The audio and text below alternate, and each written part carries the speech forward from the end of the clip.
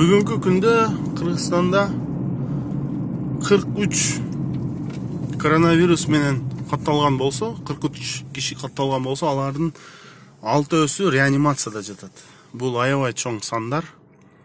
Мен эч кимди паникага түшкүлө деген чакырык эмес бул. Жөн эле ушул болуп аткан нерселерге көздү жакшы ачып кароо да. 6 киши реанимацияда. Бул деген сөз эмне деген? Мисалы үчүн ушул коронавирус бул жөнөкөй бир грипп эмес. Бул жөнөкөй тарт эмес. Ушуну баары түшүнсө экен деген бул белги да. 6 киши реанимацияда деген сөз бул 6 киши өз алдынча дем ала албай жатат деген сөз да. Эми үйдө отургула деген чакырыктар, үйдө отургула деген буйруктарды баарыбыз туура кабыл алышыбыз керек.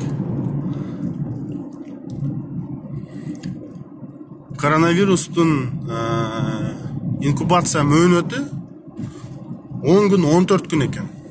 Эгер жөнөкөй грипптин инкубация мөөнөтү 2-3 күн болсо, коронавирустуку 10 күн 14 күн. Бул деген сөз сиз 10 күн 14 күн такыр эчтекени сезбей эле кадимки эле ден соолугуңуз жакшы болуп эле жүрө беришиңиз мүмкүн экен. Эң коркунучтуусу ошентип жүрүп башкаларга жугузуп алышыбыз мүмкүн. Ошондуктан үйдө отуруу бул өтө зарыл нерсе. Тилекке каршы эң коркунучтуусу али алдыда болушу мүмкүн, себеби бул оору менен алышуу негизи оңой эле. Бул ооруну дарылоо, симптомдорун жоготуп дарылоо негизи оңой эле. Эң чоң маселе туудурган нерсе бул аппараттардын жетишсиздиги.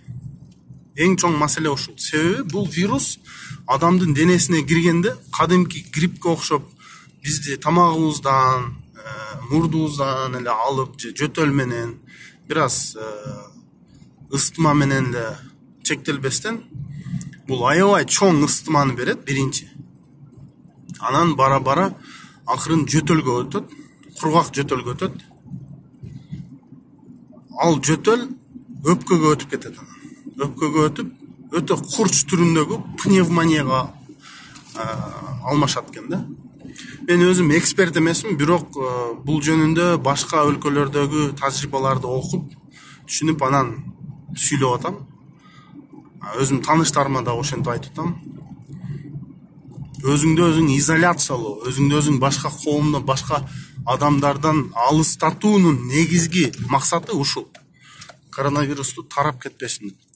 Азырынча ага бул дартты айыктырууга дары деле жок, вакцина деле жок. Бирок чоң кризис болбош үчүн, адамдардын саны аябай көп болуп кетпеш үчүн жасалып жаткан иш-аракеттер болуп атат да.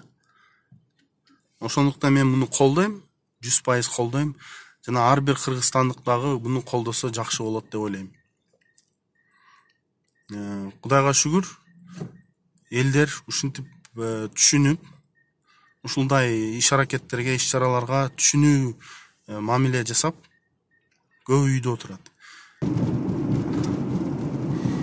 Эгер Италиядагы азыркы маселеге кайрылсак, ал жактагы эң чоң маселе медиктердин жетишпегени эмес, же медиктердин чара көрө албаганы эмес.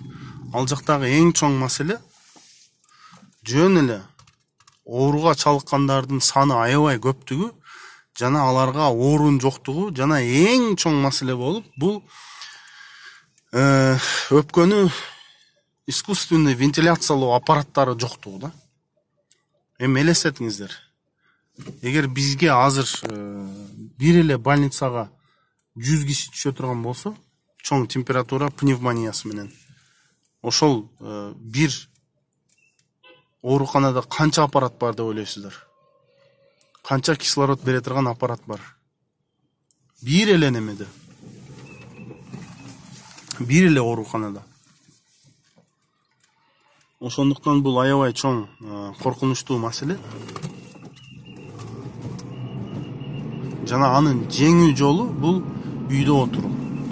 азырынча үйдө отуруп, көчөгө чыгып керектүү нерсени алып, мүмкүнчүлүк болушунча адамдар менен азыраак контактта болуп, учурашпай, жакындабай, үйгө келгенден кийин колду тазалап жууп, ал жөнүндө мен өзүнчө дагы видео жасайм.